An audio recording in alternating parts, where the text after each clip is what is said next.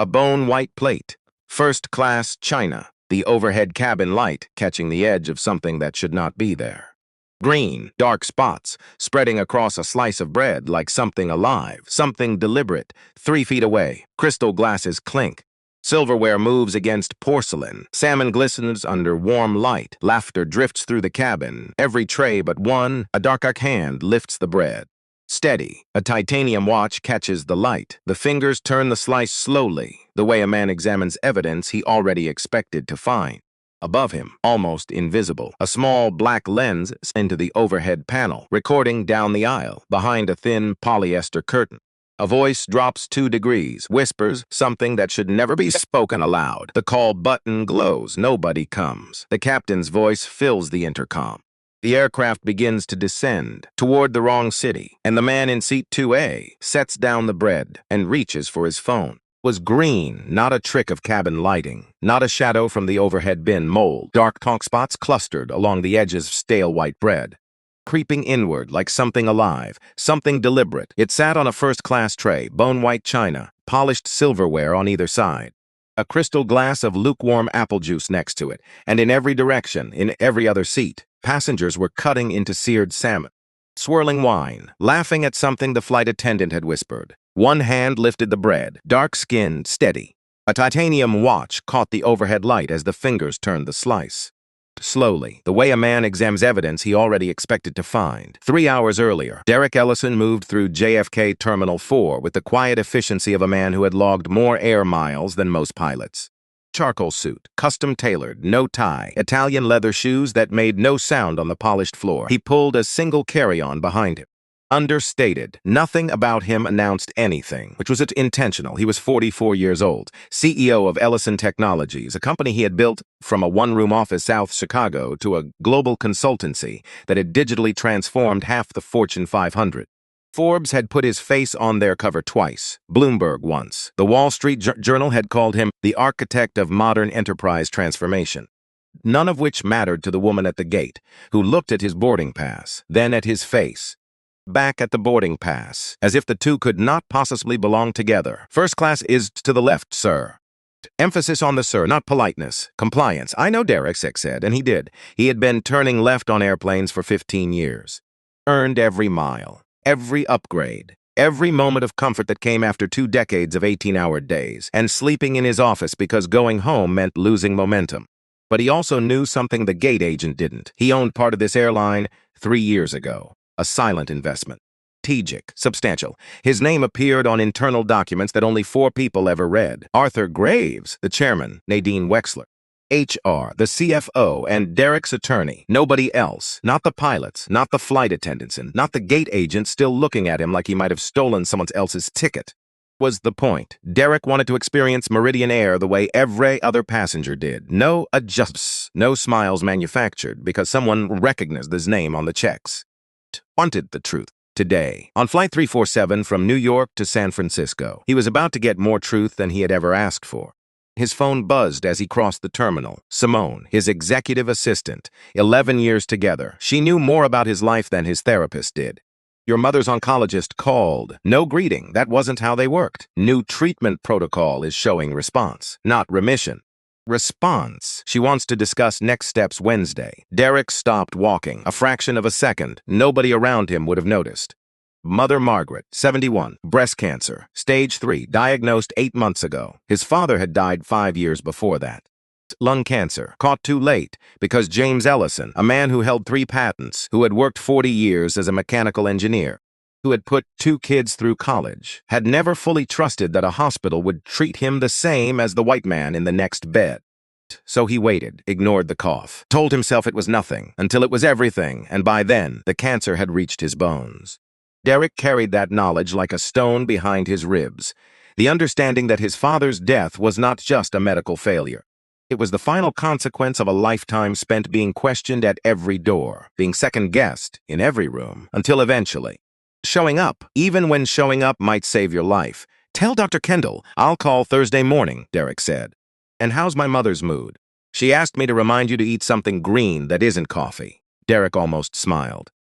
Almost. Noted. Anything else before I board? Quarterly reports for Meridian Air. Sent to your tablet. Revenue up 15% in premium. Customer satisfaction in first class has a pattern you told me to flag 6 months ago. What pattern?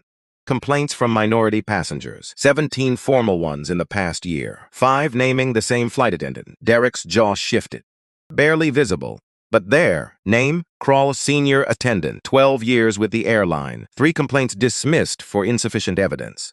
2 resulted in vouchers. No disciplinary action. Ever. He processed this the way he processed everything, quietly. Filing each piece in the mental architecture he had built over 20 years of corporate strategy. I'll review the reports in the air. Stay close to your phone today. Always am. He pocketed his phone. Walked toward the gate, and on the way, because he was still the person his mother had raised, he stopped. Elderly woman, maybe 75, white hair pinned neatly, a floral blouse that reminded him of something Margaret would wear. Her hands were shaking as she wastled with an overstuffed carry-on, the zipper jammed, her fingers too stiff to force it. Can I help with that? She looked up, startled, then relieved, the way people look when kindness arrives without being asked. Oh, would you? My arthritis is just terrible today, and my grandson packed this bag like he was preparing for the apocalypse. Knelt, rearranged the contents, found the problem. A hard hook wedged against the zipper track, freed it, zipped the bag. There you go. Thank you so much. She peered at his boarding pass. First class, well, good for you. My late husband always said you could tell a man's character by how he treats people who can't do anything for him. Man, he was. She smiled. 30 years of missing someone lived in that smile. Have a safe flight.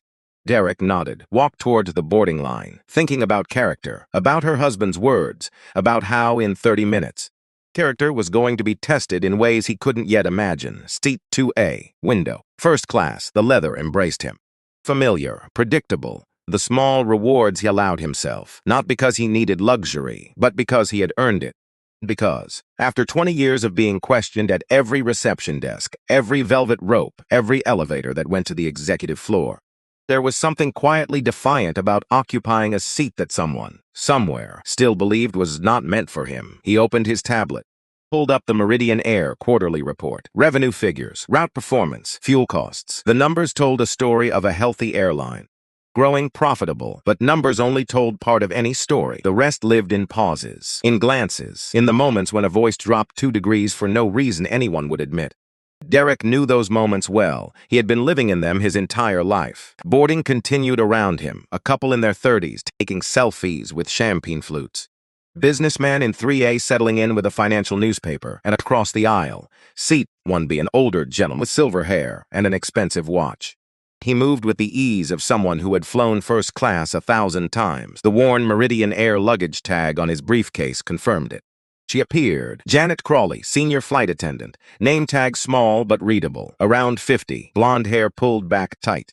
A smile that activated and deactivated like a light switch. Controlled by something other than happiness. Good afternoon, Mr. Hargrove. She beamed at the silver-haired gentleman. Warm, musical, welcome back. It's been, what, 3 weeks since your last flight with us?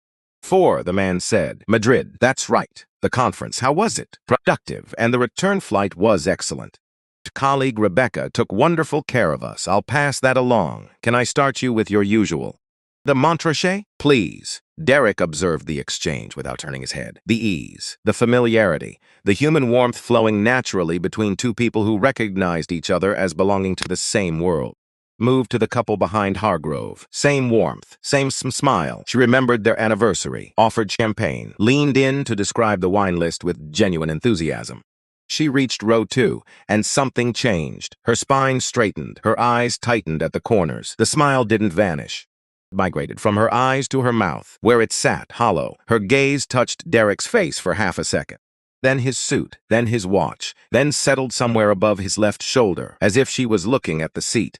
The person in it. Towel, she said. One, no greeting, no welcome, no name, no warmth. Yes. You, Derek said, accepting it. Watching her hands, she placed the towel on his tray rather than handing it to him directly. She had handed it directly to Hargrove, to the couple, to the businessman in 3A. Small difference, could be coincidence. Could be something else. She moved on, her voice brightening immediately for the next passenger. A person stepping from shadow into sunlight. the transition seamless, so practiced that Derek wondered if she even knew she was doing it. Maybe she didn't, or maybe. 12 years of doing it, she had simply stopped noticing. 10 minutes passed. Every first-class passenger received their pre-departure beverage. Champagne for the couple, Montrachet for Hargrove, a single malt for the businessman in 3A, sparkling water with lime for the woman in 4B. Set right up Derek, he sat with his tablet, reading the customer satisfaction data, reviewing metrics about passenger experience, while personally experiencing the exact failure those metrics were supposed to prevent. Press the call button, Janet returned, the switch smile straining. Yes? No, sir. No, how can I help? Just. I'm still waiting for my pre-departure beverage, Derek said. Same tone he used in boardrooms when presenting to clients who assumed the black man in the room was a T support. Pre-ordered the Macallan 18 when I booked my ticket. Something flickered across Janet's face, annoyance mixed with surprise, as if she hadn't expected him to speak in complete sentences. I'm not seeing that in our system. We're actually running low on premium beverages today. I can offer you orange juice or water. Derek glanced past her shoulder, the bar cart, fully stocked, bottles lined up like soldiers. Including, he noted with clinical precision, a bottle of Macallan that was very much present. Very much full, that's unusual. I received a confirmation email specifically noting my selection. He pulled up the email on his tablet, held it toward her. So you could double-check. Janet barely looked. Sir, the system sometimes overbooks certain items. I'll bring you some orange juice. Gone, turning away before he could respond, walking back to the galley where she leaned toward Kyle Denton, the younger flight attendant working the forward cabin. She whispered something. Kyle glanced toward seat 2A. Smirked. Derek watched this happen with the practiced stillness of a man who had spent 20 years cataloging these moments. Whispers, decibels, glances, the smirks that people thought were invisible but never were. He picked up his phone, opened the messaging app. Simone, service discrepancies on Meridian Flight 347. The flight attendant from those complaints. Crawley, she's working first class. Seconds later. Want me to contact Nadine in HR? Not yet. Just document the timestamp and confirm. The cabin surveillance system in premium cabins. On this aircraft. System went live 3 months ago across the entire fleet. All footage stored for 30 days. Audio included in premium cabins. Good, stay close. Should I be worried? Derek looked toward the galley. Janet and Kyle laughing behind the bar cart. Carefully not looking in his direction. The performance so familiar it was almost choreographed. Not yet, but the day is young. Captain announced departure. Standard procedure. Derek returned his seat to the upright position, stowed his tablet, watched as Janet distributed warm mixts in small ceramic bowls to the passengers around him. Almonds with rosemary for the couple, cashews for Hargrove, a curated mix with dried cranberries for the businessman in 3A. When she reached Derek, she placed a sealed foil packet on his tray. Pretzels. Economy-class pretzels. The 4-cent kind. The kind that had no business being within 10 feet of a first-class cabin. Derek examined the packet, looked up. Janet was already gone, already warm again, already human with someone else. He didn't open the pretzels. He sat still, and let himself feel what he was feeling, not anger. Anger was a young man's response. Hot, useful in short bursts, but exhausting in the long run. What Derek felt was something older, deeper, recognition. The slow understanding that this moment was not unique, was not special, was not even particularly creative. It was simply the latest in a lifetime of small degradations. After layer, year after year, until the weight compressed into something hard and permanent inside your chest. His father had carried that weight for 40 years. Killed him. Not the cancer, not really. The cancer was just the final act. The opening scene had been written decades earlier. In restaurants where the service was always slower, in stores where the security guard always followed, in hospitals where the pain was never quite believed. Thought about one restaurant in particular, Chicago, 1996. He was 14. His father took him to a steakhouse downtown for his birthday. Nice place, white tablecloths, candles. They sat. They waited minutes. Nobody came. His father flagged down a waiter. The waiter pointed them to the manager. The manager walked over, looked at James Ellison in his best suit, looked at 14-year-old Dedrick in his church clothes. Plus, with the smile that was worse than no smile at all. Gentlemen, I think you might be more comfortable somewhere else. His father stood, took Derek's hand, walked out without a word in the car. Derek asked the question that had stayed with him for 30 years. Why didn't you say something? His father stared at the road, a long time, streetlights passing over his face. Shat, because I'm tired, son. 5 words. That explained everything and solved nothing. James Ellison died 5 years ago.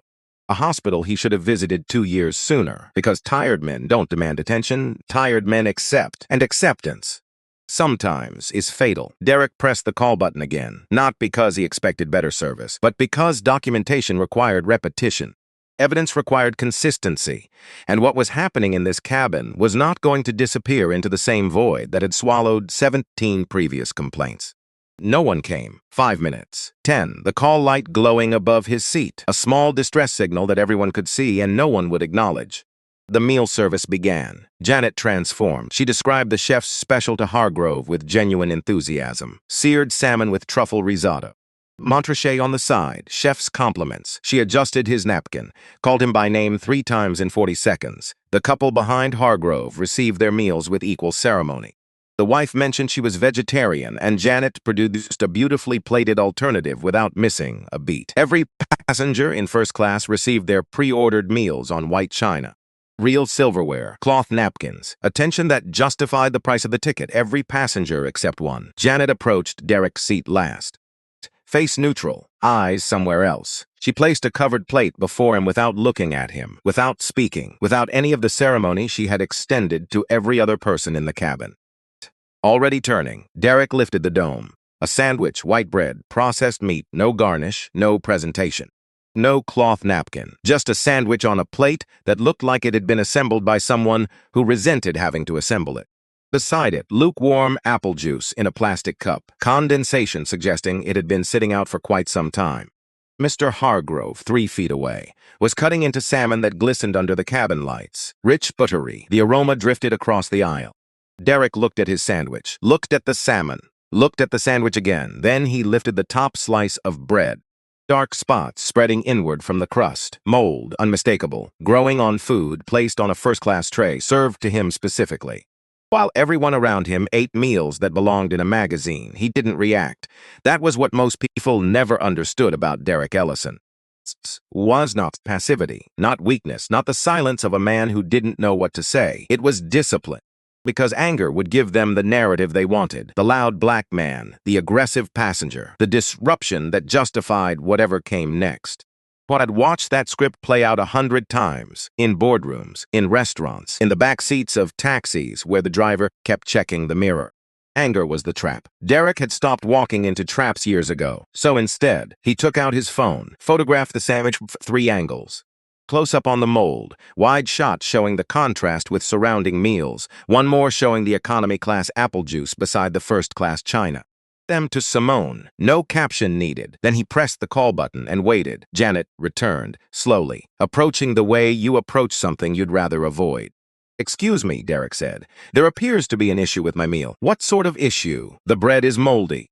Janet leaned forward, a performance of concern. She glanced at the sandwich the way someone glances at a parking meter.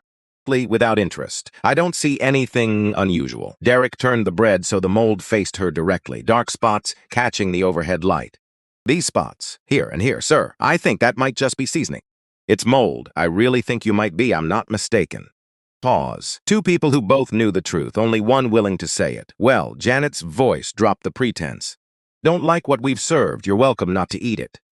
She turned, walked away, disappeared behind the galley curtain. Derek could hear her voice, low and fast, talking to Kyle, the words indistinct but the tone unmistakable. Mockery. Mr. Hargrove set down his fork. He had been watching, not the sideways glance watching of other passengers, but the deliberate observation of a man who had spent 70 years reading rooms, who understood what he was seeing, even if he had never been on the receiving end of it. He stood, crossed the aisle, stopped beside Derek's seat. "I couldn't help but notice," he said, voice low, steady. "I've been flying this route for 20 years. What I just witnessed is not acceptable." Derek looked up at the older man, white, silver-haired, expensive suit. Janet Crawley would never serve this man a moldy sandwich. Derek said, "I appreciate that. Want me to say something? I know the airline's customer service director personally." Derek shook his head. "That won't be necessary, but thank you." Hargrove studied him for a moment, reading the calm that didn't match the situation. Then he nodded, returned to his seat, but he didn't pick up his fork again. He was watching now, and they both knew it. Opened his messaging app. Simone, contact Nadine Wexler immediately. Pull full complaint history for Janet Crawley and confirm surveillance audio is recording in the galley area. Everything okay? I was served a moldy sandwich in first class. Every other passenger received gourmet meals. When I pointed out the mold, I was told I was mistaken. Treatment pattern is consistent with the complaints in Crawley's file. A long pause then. I'm sorry. 2 words in 11 years. Simone had never once said that to him during a work communication. She was upset and trying not to show it. Don't be sorry. Be ready. This is going to be a long day. 20 minutes passed. The curtain stayed closed. Whispers drifted out. Janet's voice, Kyle's voice, occasionally a third, the purser. They peeked through the gap every few minutes. Looking at Derek, retreating, he sat motionless, tablet open, not reading, waiting. Then he pressed the call button one more time. Not because he expected response, but because every press was a timestamp. Every ignored call was evidence. Every minute of silence was another frame of footage that's on a surveillance system that Janet Crawley did not know existed. When she finally came out, he was ready. I'd like to speak with the purser about the service discrepancies I've experienced today. I am the senior crew member in this cabin. I understand that. But given that my concerns have been dismissed, I'd like to escalate to someone in a supervisory role. Janet's chin lifted, a small movement, loaded. You've been offered alternatives. Accommodated. I'm not sure what else you expect. I expect the meal I ordered, the beverage I ordered, and the same standard of service every other passenger in this cabin received. And I've explained, you have a fully stocked bar cart behind you. Other passengers received their pre-orders. I am the only person in this cabin served economy class snacks and spoiled food. I am asking you, respectfully, to explain why the cabin had gone quiet. The couple had stopped talking. The businessman lowered his newspaper. Hargrove was watching openly. No pretense. Janet felt the eyes. Derek could see the shift, the awareness that the interaction was no longer private. Witnesses were forming opinions that the story she had constructed, the difficult passenger, the unreasonable demands, was being undermined by what people were seeing with their own eyes. When the crack appeared, not dramatic, not explosive, just a fracture, a moment where the mask slipped and what lived underneath came through. Maybe, she said, voice tight, controlled, but not enough. If people should learn to be grateful for what they're given, of always wanting special treatment. Passengers shifted. The words hung in the recycled cabin air, their implications spreading. Derek said nothing. He didn't need to. The sentence had done its own work. Every person within earshot was now connecting dots they might have previously left unconnected. Lower, close to a whisper, but not close enough. Never close enough. We both know you don't belong here.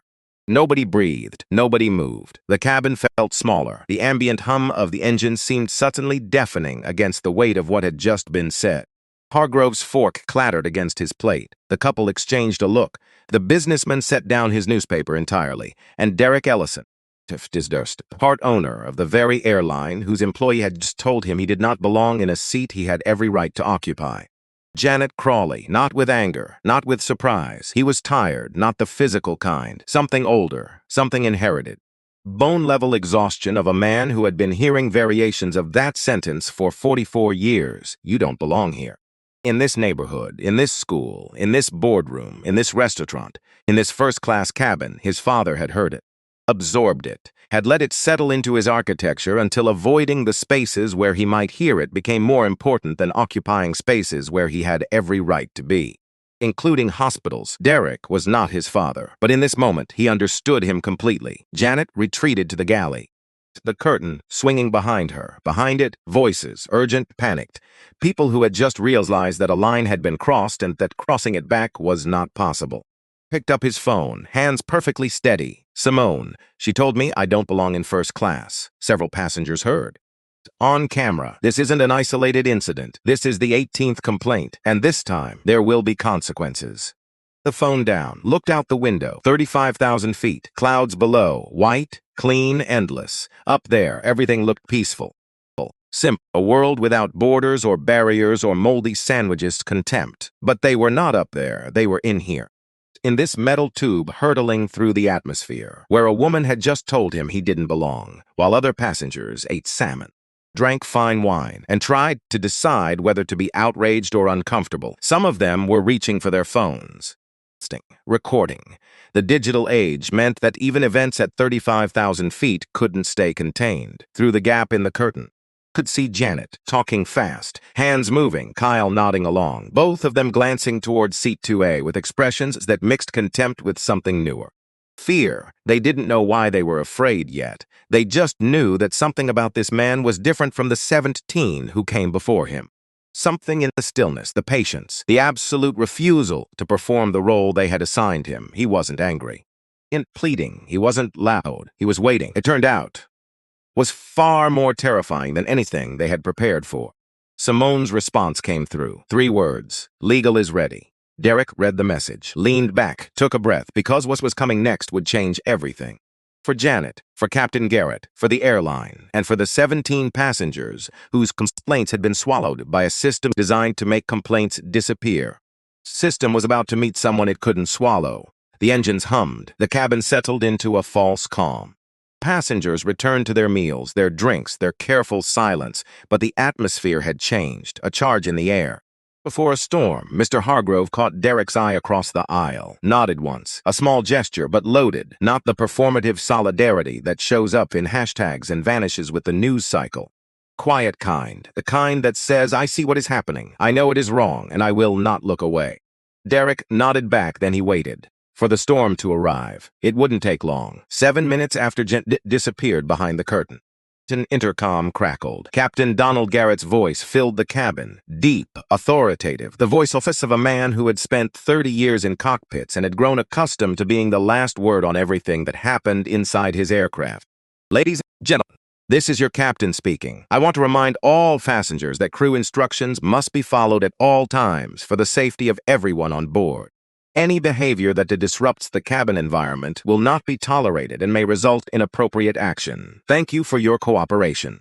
The announcement was general, no names, no specifics, but the timing was surgical, coming exactly 7 minutes after Janet had retreated to the galley. Following exactly the conversation, Derek had watched through the gap in the polyester. Every person in first class knew who the message was for. The couple behind Hargrove exchanged a look. The businessman in 3A set down his drink. A woman in 4B lowered her novel. All of them turning, almost involuntarily, toward the man in 2A, the quiet man, the polite man, the man who had done nothing except ask for the meal he had ordered and point out that his bread was covered in mold. Man, according to the captain of this aircraft, was now a potential safety threat. Derek felt the shift, the subtle recalibration of how people looked at him.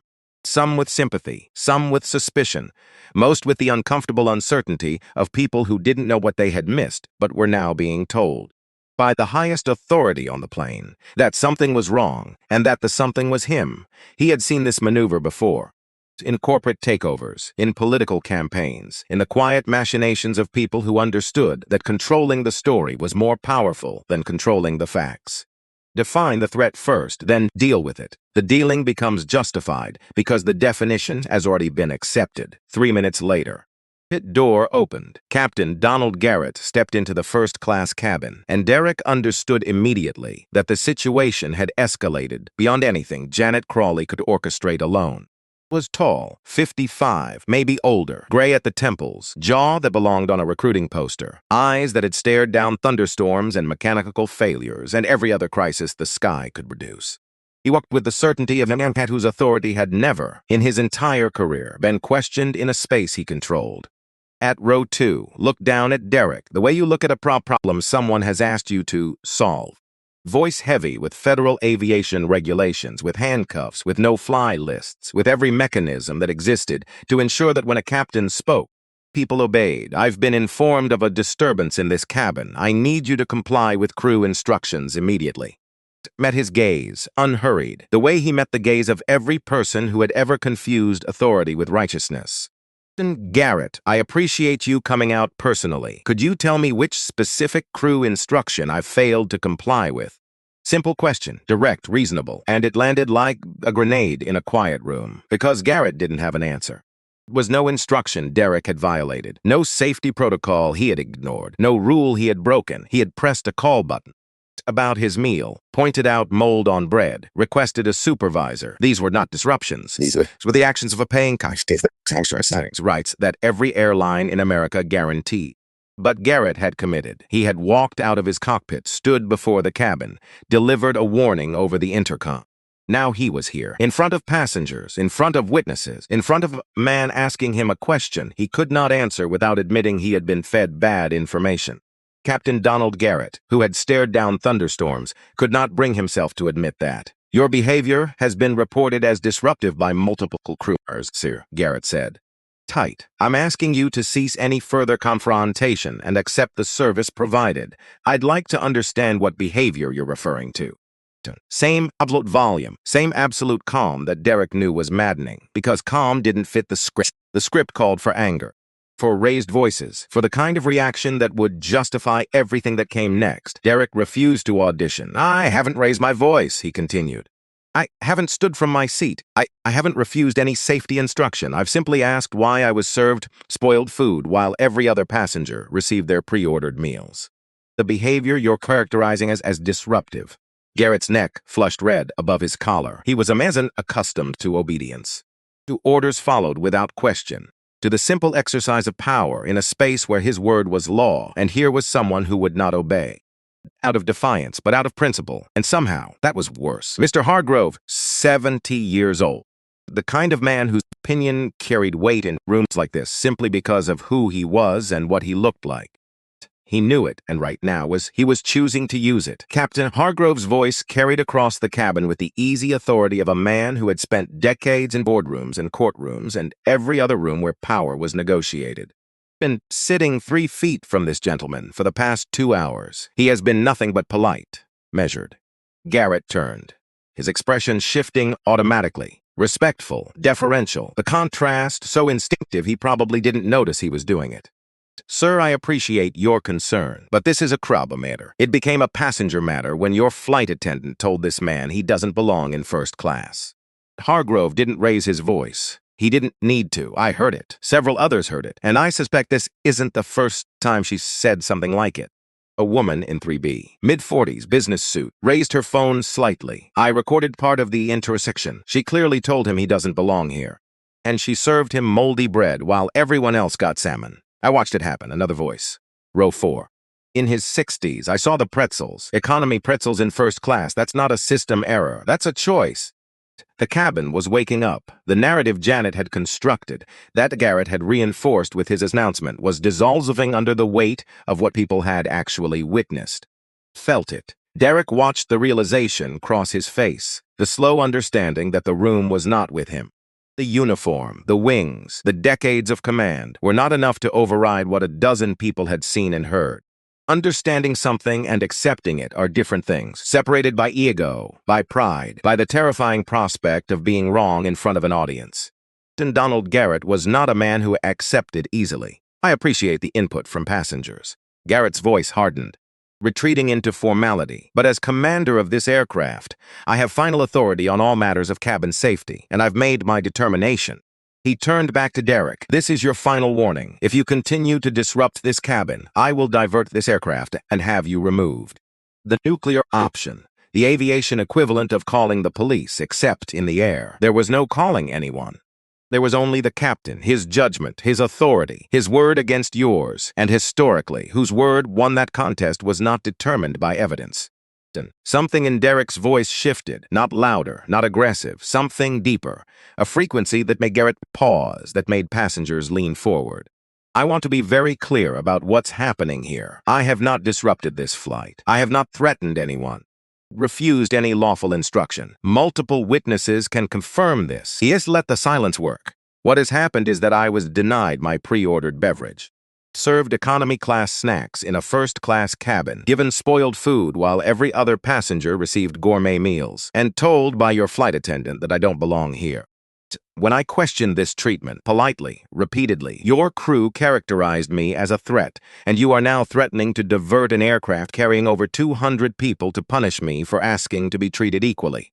The words settled across the cabin, touching every seat, every passenger, every assumption that had been quietly held and never examined.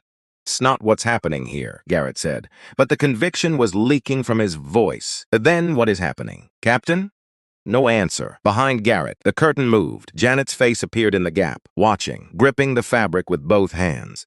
Standing on the balls of her feet, ready to run or ready to fight, afraid not of Derek, of what Derek represented, possibility that this time, the complaint would not disappear, that the system she had trusted to protect her for 12 years might finally fail. Garrett returned to the cockpit without another word, a tactical retreat disguised as authority, the decision of a man who could not admit error but could not continue the confrontation. Derek knew what was coming before it came. He could feel it the way you feel turbulence before the plane shakes. A shift in pressure, an instinct built from decades of reading rooms. His phone was already in his hand. Simone is about to divert. Denver, most likely. He'll claim technical issues. It's not technical. I need Nadine Wexler and an HR team at the gate when we land. Contact Arthur Graves. Brief him fully. Have legal begin reviewing the surveillance footage immediately. The response came in 45 seconds. Which meant Simone had been preparing. Nadine is chartering from Chicago. She'll land in Denver 30 minutes after you, Arthur briefed. Words. Tell Derek to handle it however he sees fit. The board backs him. Legal is downloading footage now. The galley audio. It's worse than what you heard. How bad? Janet called you. If one of those people told Kyle you were playing the race card. Suggested putting you on the no-fly list so you don't cause problems for other crews. Said you probably used some diversity program to get your seat. Words about first class were, first they take over coach, now they're pushing up here. Next, they'll be flying the planes. Recorded. Every word. Triple-backed servers. Legal servers, your private cloud. It's not going anywhere. Derek read the message twice. Because he was surprised, because even after 44 years, there was still a part of him that flinched at the casual cruelty of being reduced to a category. One of those people, as if those people didn't hold companies, didn't hold patents, didn't raise families, didn't sit beside their mothers during chemotherapy and hold their hands when the Nzia came. As if those people were not people at all. The intercom crackled one final time. Ladies and gentlemen, this is your captain speaking. Garrett's voice strained now, the professional detachment cracking. After consulting with air traffic control, we've determined that a deviation from our flight path is necessary. We'll be making an unscheduled landing at Denver International Airport to address a technical concern. We apologize for the inconvenience and expect to resume assessment journey after a brief stop. Flight attendants, prepare the cabin for landing. Technical concern, not a disruption, not a passenger issue. Mechanical problems. The lie reframed everything. Removed the human element, made it about machinery instead of prejudice, gave everyone permission to believe this was about faulty equipment rather than a faulty system. Nobody believed it, not after what they had witnessed. The cabin erupted in frustrated murmurs. A businessman checked his watch and swore under his breath. Couple whispered urgently about connecting flights. A mother in row 6 started calculating whether her toddler's nap schedule was about to be destroyed. Passengers throughout the aircraft, 200 people whose plans had just been shattered, not by equipment failure, but by one woman's hatred and one captain's unwillingness to question it. Back felt the aircraft begin to descend, the familiar pressure change in his ears, Denver rising to meet them. The Rocky Mountains stretching across the western horizon, beautiful, indifferent, landscape that had existed for millions of years and would exist for millions more. Long after every petty hierarchy humans had ever constructed turned to dust, his phone buzzed again. Simone, one more thing. Nadine pulled the HR records during the charter flight, the 3 complaints against Janet that were dismissed for insufficient evidence.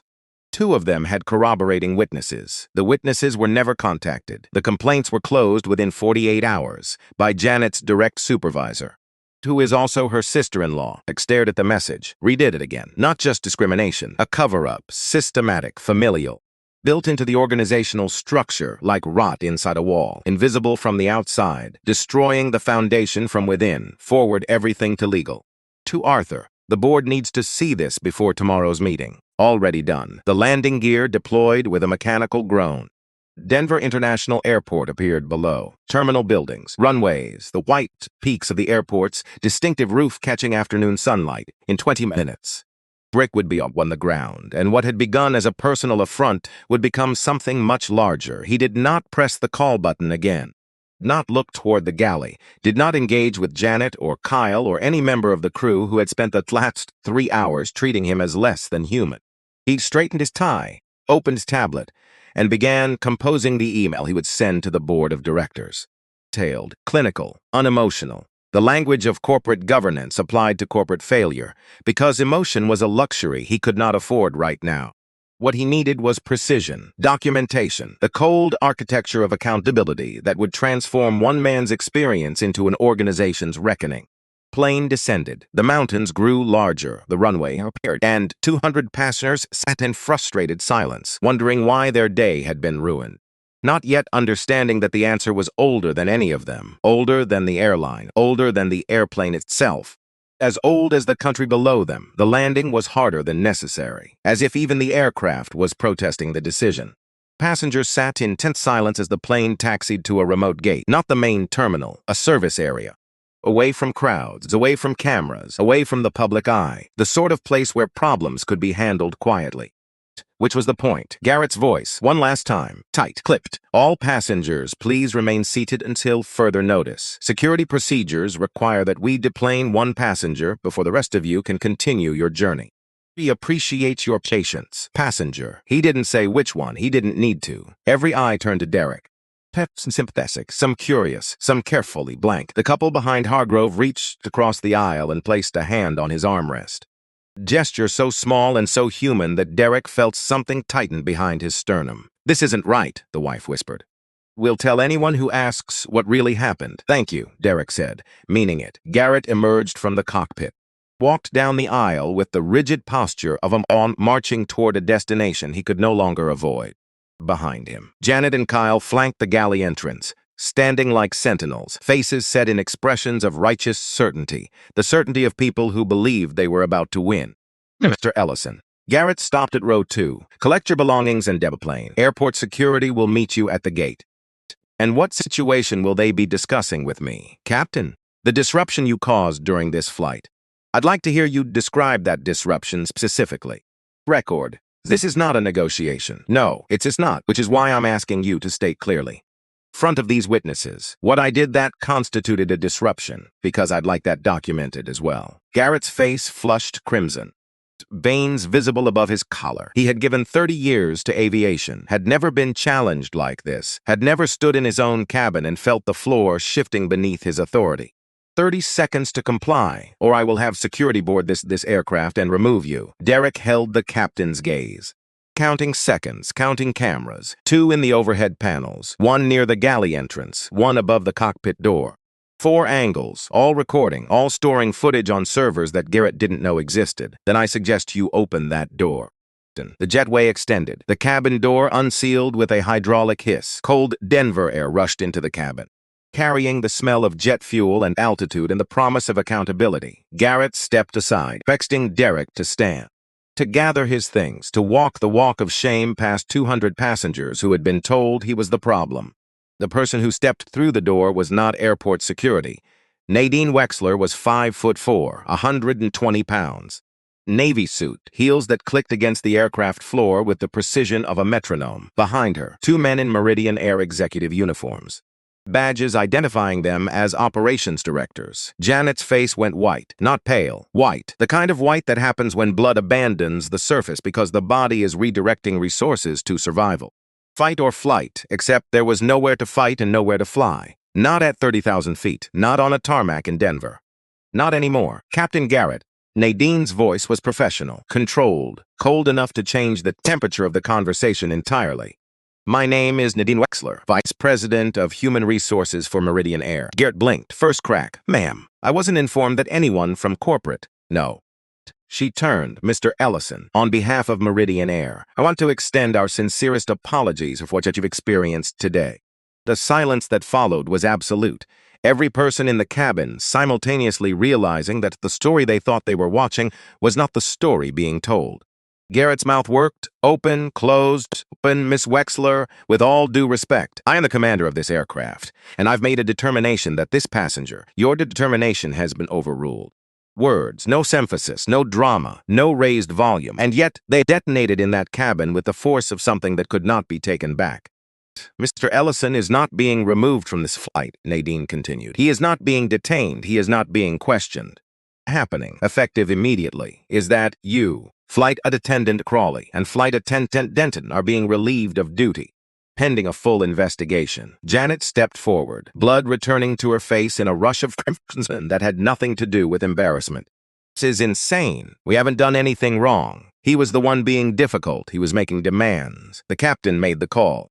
"Is it Miss Crawley?" Nadine held up her tablet, screen facing Janet, a frozen frame from the galley surveillance camera.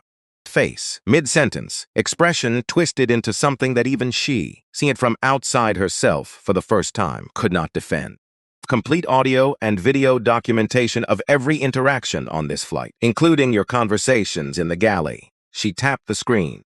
Form appeared, audio playback, and then Janet's own voice, filling the cabin, tinny through the tablet speakers but unmistakable. These people need to learn their place. First, they take over coach. Now they're pushing into first class. The words echoed. Like a sound, like a verdict, Janet's hands began to shake, the tremor starting in her fingers, moving upward through her wrists, her forearms, until her whole body vibrated with the sudden understanding that every careless word, every whispered slur, every act of cruelty she had delivered behind that curtain had been witnessed, recorded, preserved. You can't. Voice cracking. We weren't told about cameras. This is illegal. This is entrapment.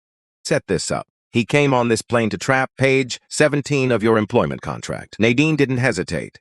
Page 4 of the Flight Attendant Handbook. Premium cabins are subject to monitoring for quality control and to security. The policy was implemented 3 months ago. You completed mandatory training. You signed the acknowledgement. March 14th. Kyle Denton had not spoken, had not moved. He stood behind Janet, watching his own future unravel. Face gray, eyes fixed on nothing. Already somewhere else. Already calculating severance and job prospects and all the practical consequences of having the wrong person into the wrong moment. "Garrett!" One of the operations directors stepped forward. "You're being relieved of dock command. Effective immediately. A replacement crew is boarding through the rear entrance." Garrett's jaw dropped, the physical reaction that even a lifetime of military composure could not suppress. "You can't do this. I am the captain of this. Not anymore." The words hung in the recycled air, final, irreversible, the sound of authority being transferred.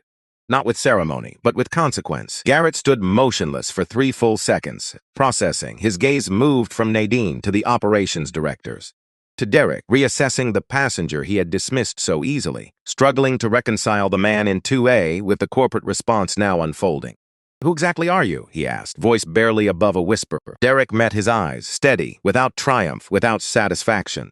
Just the weariness of a man who had been forced to reveal himself because the system designed to protect everyone had failed to protect him. "Someone who believed this airline could do better," he said. "Someone who still does." The walk to the cabin door was 20 feet. For Janet Crawley, it must have felt like 20 miles. She gathered her bag from the crew compartment, movements mechanical. Autopilot of a person whose conscious mind had temporarily shut down because processing required more capacity than she currently possessed. Went first, stiff, rigid, back straight, refusing to look at any passenger, refusing to acknowledge what had happened, the posture of a man who would rewrite this story in his own mind within the hour, who would convince himself he had been right, that the system had failed him, that the real injustice was what was being done to him. What men like Garrett did. They didn't learn. They rearranged. Kyle followed, head down, already rehearsing. "I was just following her lead. I didn't say anything racist. I was just there." The eternal defense of people who stood beside cruelty and called it proximity rather than participation.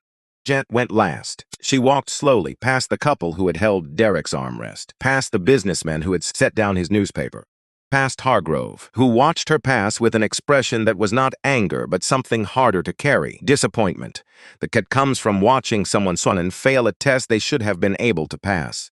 Then she reached row 2. She stopped, close enough that Derek could see the lines around her eyes, the creases that 12 years of switch smiles had carved into her skin, close enough to see her hands, still shaking, still gripping the strap of her bag with white knuckles. She looked at him.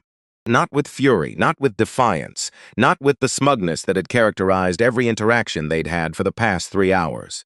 Her eyes had dropped to his phone, which lay face up on the tray table, locks showing a photograph, Derek with his 2 children. On his shoulders, his son hugging his leg, all 3 laughing at something off camera, a Sunday morning, a backyard.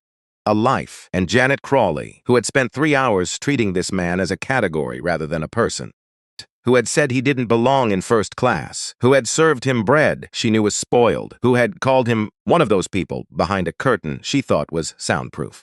Saw the photograph and saw, for perhaps the first time, that the man in seat 2A was a father coming home. Not a symbol, not a threat, not an intruder. A man with a daughter on his shoulders and a son around his leg in a Sunday morning that looked exactly like everybody else's Sunday morning. Open her mouth, maybe to apologize, maybe to accuse, maybe to say something that would make this moment mean something different than what it meant. But nothing came. She closed her mouth, stepped forward, and walked off the plane. The silence she left behind weighed more than anything she could have said, because it was the silence of a woman who had finally seen what she had done and had no words for it. Because she was sorry. Maybe she was. Maybe she wasn't. But because the gap between who she believed herself to be and what the footage showed her doing was too wide to bridge with language. Some reckonings don't come with speeches. They come with silence. And that silence follows you home. The replacement crew boarded through the rear entrance within minutes. Professional. The machinery of corporate crisis management operating with precision. Captain Sarah Sauce introduced herself over the intercom, mid-50s. Silver-streaked hair, a voice that communicated with confidence without defensiveness. Ladies and gentlemen, this is Captain Voss. My crew and I will be completing your journey to San Francisco. Yes, the flight has experienced some challenges. We are committed to getting you to your destination, safely and comfortably. We expect to be airborne within 20 minutes. Scattered applause. Nervous relief from passengers who wanted to stop witnessing and start arriving. Nadine approached Derek one final time before deplaning. She would stay in Denver, manage the ground investigation, coordinate with legal, begin transforming evidence into accountability. The footage is secured, she said, low enough for only him to hear. Legal has everything. Arthur wants to speak with you airborne. Board emergency session tomorrow morning, 8 sharp. Thank you, Nadine. One more thing. Paused. Unusual for a woman who had built her career on never pausing. I've been doing HR for 22 years. I'd seen everything. The gaggy audio made me physically sick, not because of the words, I've heard worse, but because of how comfortable she sounded saying them, like she'd been saying them her entire career. She has been, Derek said. 17 times that we know of, probably 100 times that we don't. Nadine nodded, touched his arm briefly.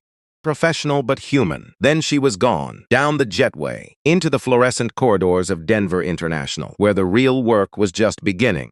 Cabin settled. New flight attendants moved through the aisles. Fresh beverages, fresh towels, the physical evidence of the previous crew being systematically erased. If the airline could undo what had happened by changing the people responsible for it, but you cannot undo what has been witnessed. What has been felt, what has been absorbed into the memory of every person who sat in this cabin and watched a man get served mold while others ate salmon. Voss stopped Derek's seat, handshake firm, eye contact direct. Mr. Ellison, is there anything you need before we depart? Just the Macallan 18 I ordered this morning. A small smile. I'll make sure that happens. 3 minutes later. Proper glass, proper pour, delivered with the simple professionalism that should have characterized the entire flight from the beginning. Held the glass, didn't drink, just held it, watching amber catch the cabin light, thinking about how absurd it was. A glass of whiskey could represent dignity, that the difference between being treated as a human being and being treated as an intruder could come down to the temperature of a towel and the freshness of bread. Mr. Hargrove settled back into his seat, his own dinner long cold, his evening thoroughly derailed. He looked across the aisle. You handled that remarkably well, Hargrove said. I'm not sure I could have managed that kind of restraint. You wouldn't have needed to, Derek replied. Bitterly, just truthfully, that's the difference. Hargrove absorbed this, slowly, the way a man absorbs something he has never had to think about before. Because he was ignorant, but because he had been exempt for 70 years from the particular tax that Derek paid every time he walked into a room. Tax of proving, before anything else could happen, that you belong there. I've been flying first class for 20 years, Hargrove said. Until today, I never once questioned why the service was always so good for me. Most people don't, Derek said. It's how the system works, not by being visible, by being invisible to the people it serves. Hargrove was quiet for a long time after that, staring at his tray table, at the empty china plate that had held his salmon, at the cloth napkin folded beside it. All the small markers of welcome that he had received without thought, without gratitude, without any awareness that 3 feet away. Someone was receiving the opposite. Part owner, Hargrove said finally, not a question. A deduction. Silent partner. I prefer to experience the airline as a regular passenger. Provides insights you can't get from quarterly reports, though I imagine today's insights weren't what you had in mind. But maybe they were necessary. Some problems stay invisible until you experience them firsthand. The engines hummed back to life. The plane taxied toward the runway, Denver receding, San Francisco waiting, and between them, 5 hours of sky and silence and the heavy work of turning a personal wound into a public reckoning. Picked up his glass, finally, took a sip, set it down. Then he opened his tablet and began preparing for what came next. Tomorrow morning, he would walk into a boardroom and ask 11 people to look at what he had seen today. Just the footage, not just the audio, but the system that had produced it, the culture that had enabled it. Comfortable blindness that had sustained it for years. Some of them would resist, because change was expensive, because accountability was uncomfortable, because looking at truth meant admitting that the airline they ran had been failing people in ways they had chosen not to see. But Derek Ellison had spent 20 years building things that other people said couldn't be built, transforming systems that other people said couldn't be transformed, occupying spaces that other people said weren't meant for him. He had never let someone else define what was possible. He wasn't going to start now. The plane lifted off. Denver disappeared. The cabin settled into forward motion. Passengers opened laptops, put on headphones, tried to recover some normalcy from a day that had refused to be normal. And in seat 2A, a man who had been served mold and told he didn't belong sat with a glass of Macallan he had earned, in a seat he had paid for, on an airline he partly owned, writing the presentation that would change all of it. For himself, he had already proven he belonged, 100 times over, in 100 rooms that had tried to tell him otherwise. For the next person, the one who didn't own the airline, who didn't have the Aviation system, who didn't have a board chairman on speed dial, one who would sit in this seat next month, or next year, and order a meal and expect, simply, person, whoever they were, wherever they were, deserved what Derek had been denied today, equal treatment. Nothing more, nothing less, the simplest thing in the world, and somehow, still the hardest to guarantee. The sky darkened outside the window. Stars appeared. America spread below in a constellation of city lights, and Derek Ellison worked, quietly, steadily, the way he had always worked, building something that would outlast the anger and the hurt and the 20-foot walk to the cabin door that Janet Crawley would remember for the rest of her life. Building something better, one slide at a time. The intercom handset was heavier than it looked. Derek stood at the front of the cabin. Captain Voss had offered him the PA system without hesitation. Nadine had arranged it before deplaning in Denver. The new crew had been briefed. Everyone knew what was about to happen. Everyone except the 214 passengers sitting into their seats, waiting. Some patient, some furious, some still trying to rebook connecting flights on cracked phone screens. All of them caught in the wreckage of someone else's prejudice. Delayed by hatred they hadn't asked to witness and couldn't quite believe they had seen. Derek looked at the handset, the cabin, then at the faces turned toward him. First class, business, economy. Every row, every seat, every pair of eyes asking the same question. Who are you, and why did our plane land in Denver? He pressed the button. Ladies and gentlemen, my name is Derek Ellison. I owe you an explanation. He told them everything. Not the corporate version. Not the sanitized press release that was probably already being drafted somewhere. Truth, simple, unadorned, in order. He told them about the towel placed on his tray instead of handed to him. The champagne that never came, the pretzels served in a first-class cabin, the Macallan 18 that didn't exist until a different crew poured it 3 minutes ago. Told them about the sandwich, the mold, the lukewarm apple juice in a plastic cup, while crystal glasses clinked all around him. He told them about Janet Crawley's words, the ones she said to his face, and the ones she said behind a curtain she thought was a wall. Cabin held its breath. 200 people inhaling together, holding together, waiting together. What the crew didn't know, Derek continued. I'm not just a passenger. 3 years ago, I made a substantial investment in Meridian Air as a silent partner. I did this because I believed this company could be better, could set a standard for how every passenger, regardless of how they look, is treated when they step onto an aircraft. A ripple moved through the cabin, not sound, something physical. 200 people recalibrating their understanding of what they had witnessed. Part of that investment, I advocated for a cabin surveillance system in all premium cabins, for quality control, for security, for situations exactly like the one that happened today. That system captured everything, every interaction, every comment, every decision made behind the galley curtain, including the captain's choice to divert this aircraft, not because of a technical problem, But because his flight attendant convinced him that a black man asking for equal service was a threat, paused, not for dramatic effect, because the next part mattered and he needed it to land correctly. Every one of you has been inconvenienced today.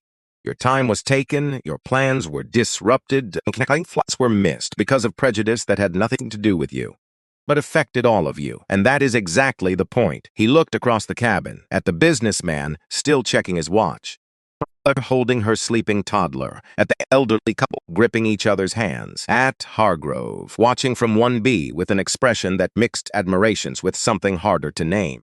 Discrimination is never contained. It never stays in its lane. It spills, spreads. It touches everyone in the room. The people it wasn't aimed at. He let that settle, then continued. I've spoken with our chairman, Arthur Graves. With his authorization, Meridian Air will be providing a full refund of every ticket on this flight, along with a $500 travel voucher and complimentary status upgrades for the next 12 months. For every passenger, every seat, first class through economy, the cabin erupted, not polished corporate applause, raw noise. The unscripted 200 people who had been frustrated and confused suddenly discovering that someone was actually taking responsibility. Accountability was not just a word, but an action backed by cost. In economy, a college student who had been calculating how the delay would affect his connection to Portland stared at his phone in disbelief. A grandmother traveling to meet her new grandchild laughed out loud. A businessman who had been composing a furious complaint email closed the draft and sat back. Derek waited for the noise to settle, then finished. This compensation isn't about money. It's an acknowledgement that what happened today shouldn't happen to anyone on any airline ever, and it won't happen on this one again. He handed the intercom back to the flight attendant. To his seat, sat down. For about 30 seconds, he felt nothing. The numbness that follows sustained intensity, the emotional equivalent of stepping out of a storm into still air. Ears ringing, vision clear, everything simultaneously too loud and too quiet. Then the line began to form. They came one at a time. Some from first class, some from business, many from economy, a parade of faces and handshakes and stories that Derek had not anticipated and was not prepared for. A retired teacher from Ohio who took his hand with both of hers. My husband was a Pullman porter, 60 years ago. He spent his whole career serving people in first class who never once looked him in the eye.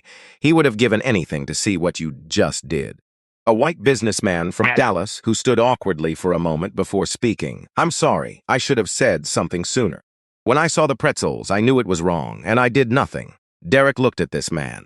50s, suit that cost as much as Derek's, probably sat on boards, probably made decisions that affected thousands of people.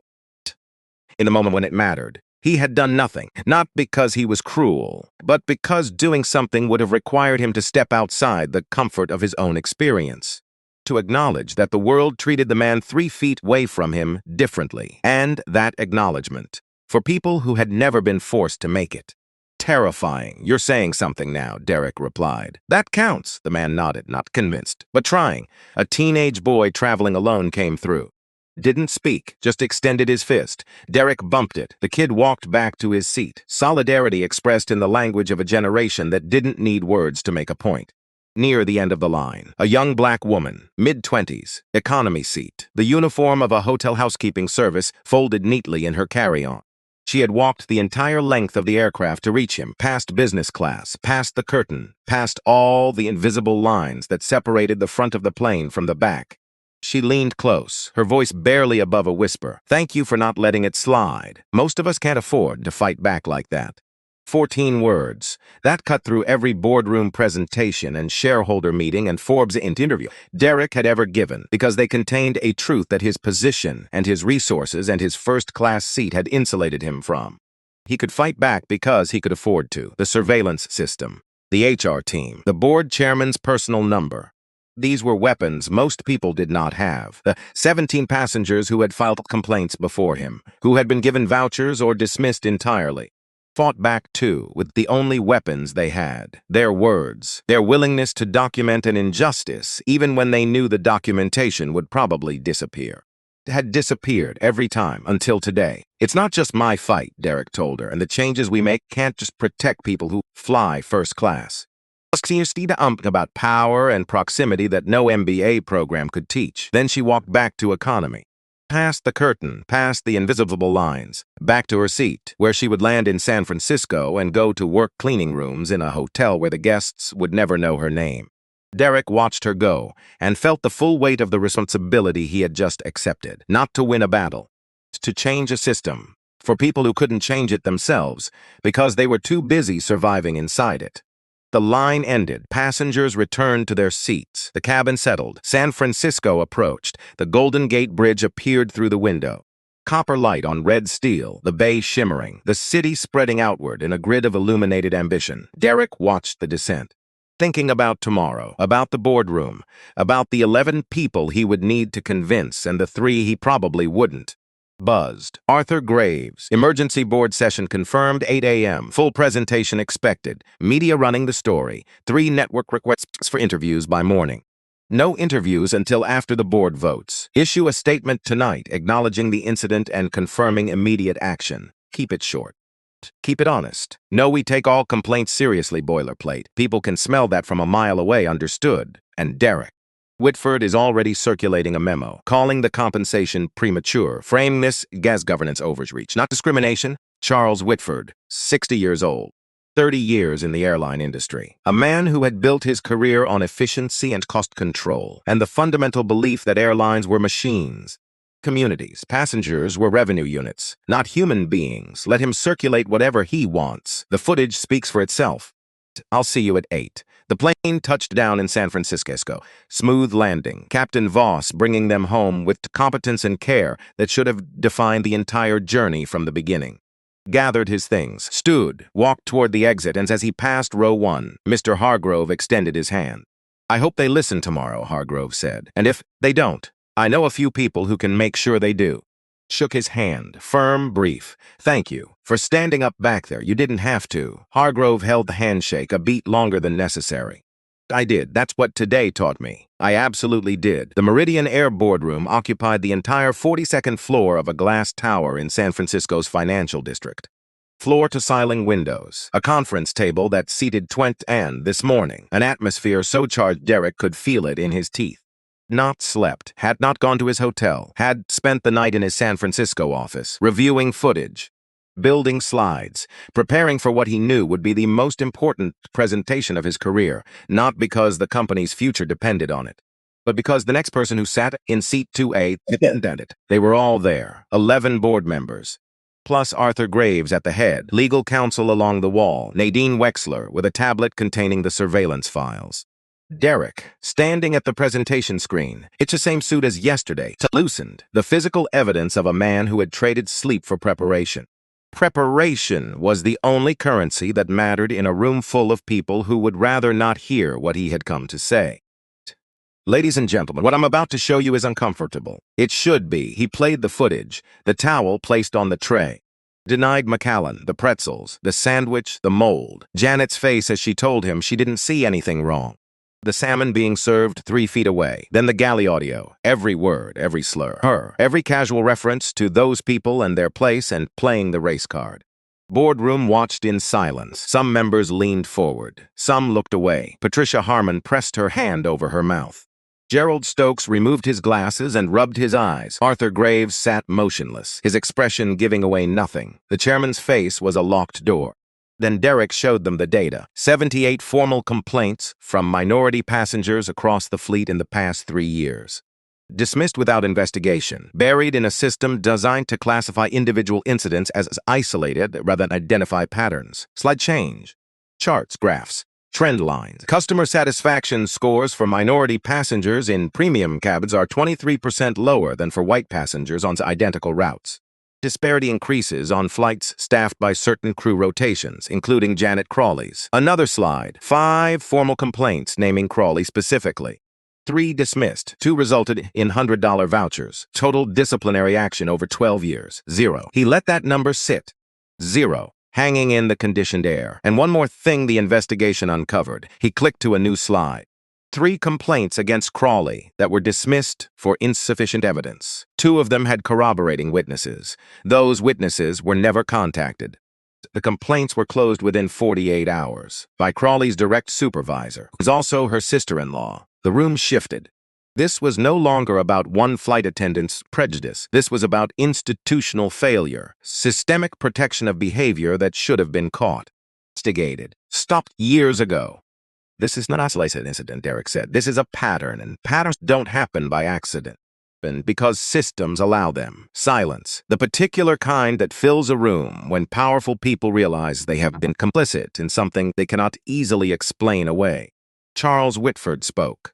I've seen enough. He leaned back, arms crossed, the posture of a man who had decided his position before entering the room and was merely waiting for the opportunity to deliver it. Direct, Derek. What happened on that flight was wrong. I don't dispute that. Crawley's behavior was reprehensible. Garrett diversions was indefensible. The evidence is clear. Pause. Kind that signals a pivot. But you are a part owner of this airline. Knew the service existed because you installed it. You knew Crawley had a history because you had access to her file. Boarded that plane with more information than any ordinary passenger would ever have. And when the discrimination began, you chose not to identify yourself. Chose to let it escalate, to let it build, to document rather than intervene. Whitford leaned forward, eyes on Derek. Not hostile, something worse. Analytical. That's not a passenger experiencing discrimination. That's a stakeholder conducting an operation. And I'm not comfortable with the precedent it sets. The room tilted. Derek felt it. The slight shift heads, the recrossing of legs, the redistribution of weight that happens when people who were leaning one direction feel pulled toward another. Whitford wasn't defending Janet Crawley. He was doing something more sophisticated, reframing, moving the spotlight from the discrimination to the response. From the disease to the treatment, asking the board to examine not what had been done to Derek, but what Derek had done about it. It was effective, because the question was not unreasonable, because somewhere inside himself, in a room he did not enjoy visiting. Derek had asked the same thing. He could have stopped it, could have said his name, shown his credentials, pulled rank. And Janet would have snapped to attention, found the Macallan, produced the salmon, activated the switch smile she saved for people she considered worthy of warmth. Problem would have been solved, for him, only for him. Room waited, 12 faces, measuring, deciding whether the man before them was a leader taking principled action or a billionaire settling a personal score. Took a breath, and when he spoke, he did not speak to Whitford. He spoke to the room, Mr. Whitford. You're right, the admission landed hard, a CEO conceding a point to his opponent, in public, in front of a board. Most executives would rather swallow glass. I had a choice. I could have told Janet Crawley who I was the moment she refused my drink. She would have changed her behavior immediately. The flight would have continued without incident, and everyone in this room could have gone on believing that Meridian Air treats all its passengers equally. He paused, letting the conditional hang. But we would have been wrong, because Janet wouldn't have changed her beliefs. But she would have changed her performance. She would have served me Sassaman and the whiskey and the warm towel. And then she would have gone to her next flight and served the next black man in first class a moldy sandwich. Because he wouldn't have been the CEO, he would have just been a passenger, and his complaint, like the 17 before mine, would have vanished into a system designed to make complaints vanish. He looked at each board member, one by one. Slowly. I didn't stay silent to build access. I stayed silent because I wanted to experience what our passengers experience. The CEO version, not the part owner version, the real version. And what I experienced was a company that works beautifully for some people and fails completely for others. Because of policy failure, because of a cultural failure, one that this board has been unable to see. Because it has never affected anyone sitting in these chairs. He turned to Whitford directly. Until yesterday, Whitford held his gaze. Two men, separated by race and age and 20 feet of conference table, occupying opposite ends of question that had no comfortable answer. Whether I conducted an operation, Derek continued. I'll tell you what I conducted. I conducted the same experience that a 25-year-old hotel housekeeper would have if she saved up for a first-class ticket. Experience a retired school teacher would have. The same experience any black passenger has when they sit in a seat that someone like Janet Crawley decides they don't deserve. Only difference between me and them is that I had the power to make this room look at it. And that's not a precedent to be uncomfortable with, Mr. Whitford. That's a responsibility to be honored by. The boardroom was still. Not the tense stillness of confrontation, something different. The stillness that follows when something true has been said and everyone in the room knows it. Arthur Graves spoke, quietly, From the head of the table, I think we've heard enough. Let's vote. The reform package. Comprehensive, new training protocols system-wide, a diverse review committee for discrimination complaints, expanded surveillance across all cabins, revised hiring practices, enhanced accountability mechanisms at every level, independent auditing of complaint handling, mandatory retraining triggered by any complaint pattern, zero tolerance for supervisory cover-ups. Vote went around the table, one by one, each board member stating their position aloud, because Arthur Graves believed that votes on matters of principle should require people to say their position out loud. To own it, in front of witnesses, 11 in favor, 3 opposed. Whitford was one of the 3. But when the result was announced, he nodded once. Not agreement, not surrender, acknowledgement. The nod of a man who disagreed with the method but could not argue with the evidence, who would implement the reforms despite his reservations, because that's what governance required. Even when governance was uncomfortable, it was not victory. The clean kind, not the kind that came with music and credits and everyone shaking hands. It was the messy kind. The kind where 11 people agreed and 3 didn't, where progress came with asterisks and caveats and the understanding that changing a policies was the easy part. Changing a culture was the work of years, but it was a start, and starts, Derek had learned, were the only things that mattered, because nothing else could happen without them. The consequences moved with the speed system finally catching up with its failures. Janet Crawley, Kyle Denton, Captain Donald Garrett terminated permanently. The surveillance footage made union arbitration a formality. The explicit racial comments captured in the galley. Deliberate serving of spoiled food. The coordinated effort to reframe a victim as a threat. All documented. All timestamped.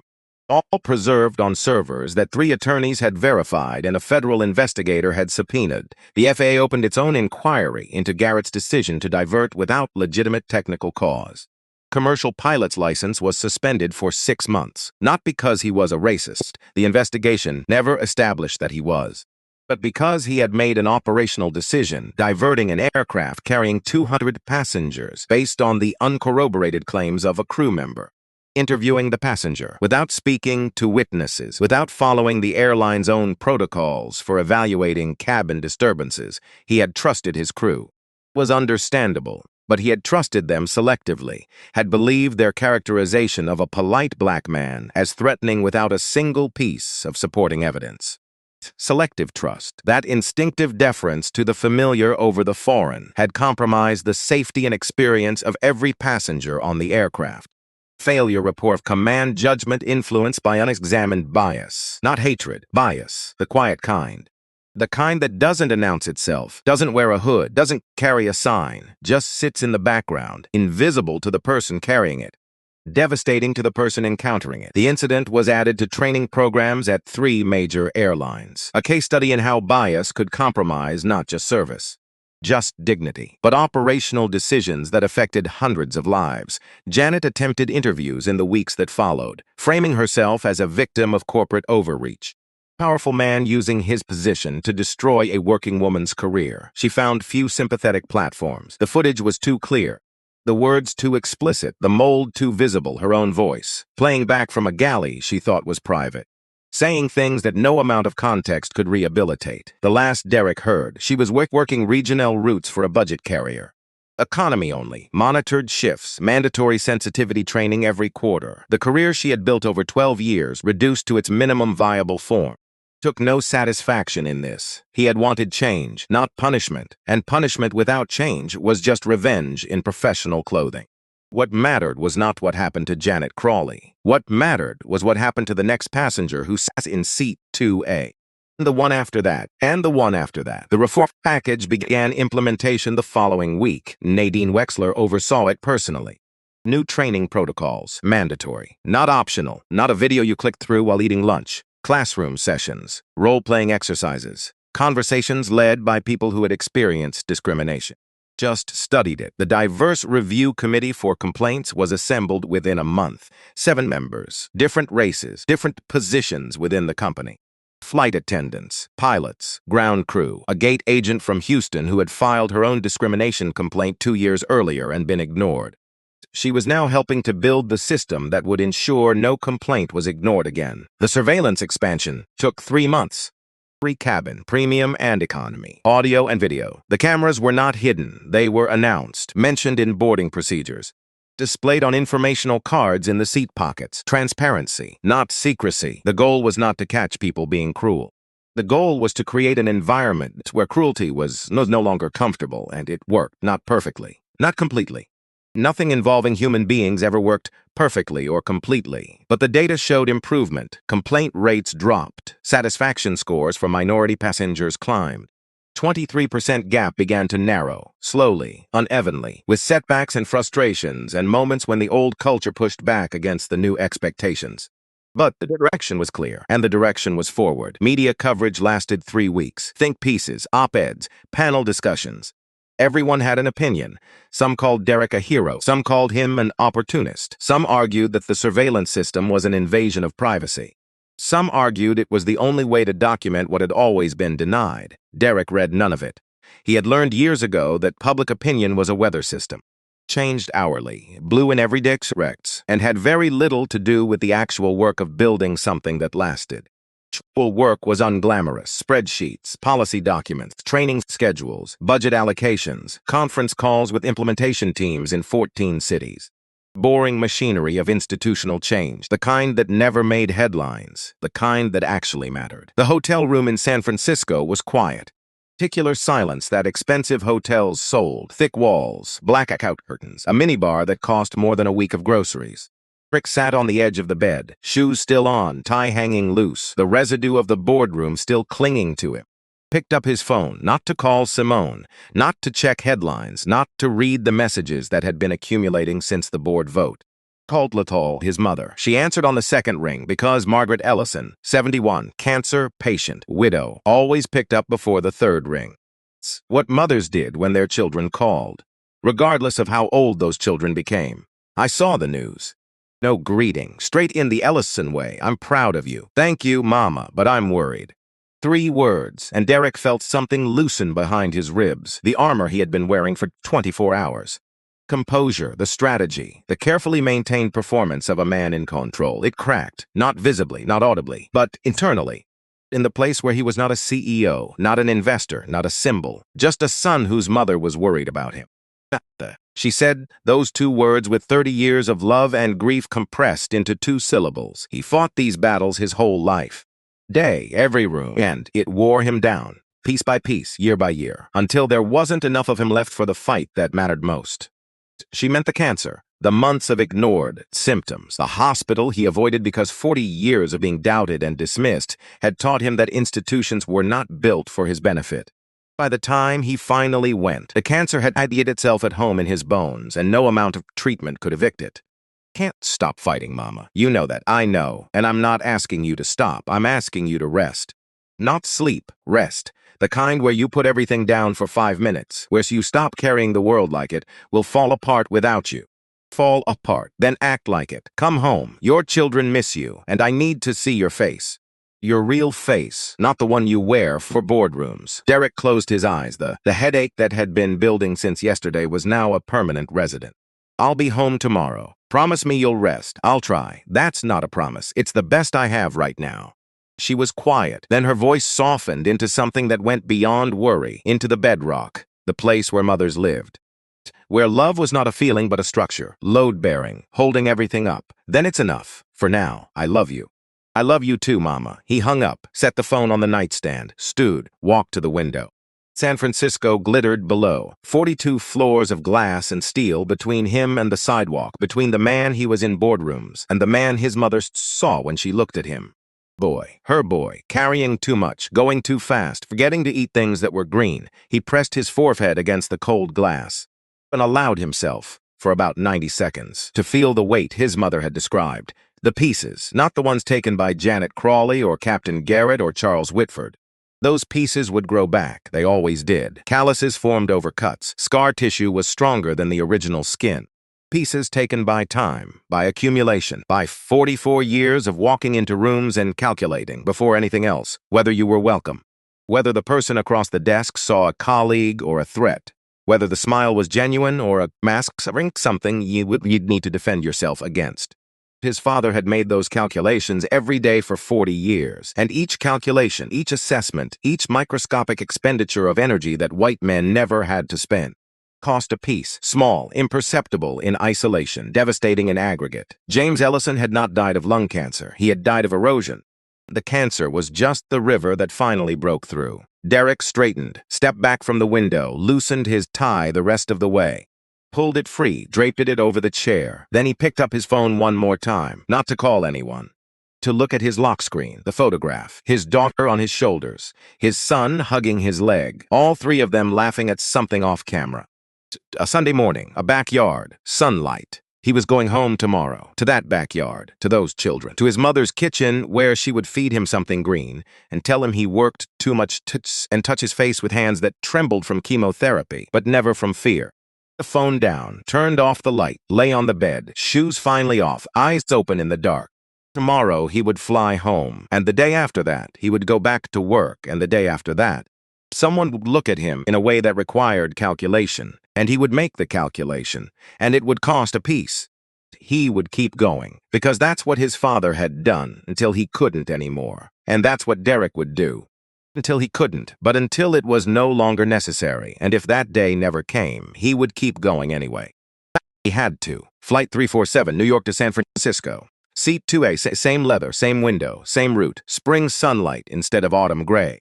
Terminal had been renovated since his last flight. New signage, new carpet, a poster near the gate featuring a diverse group of passengers under the words, "Welcome.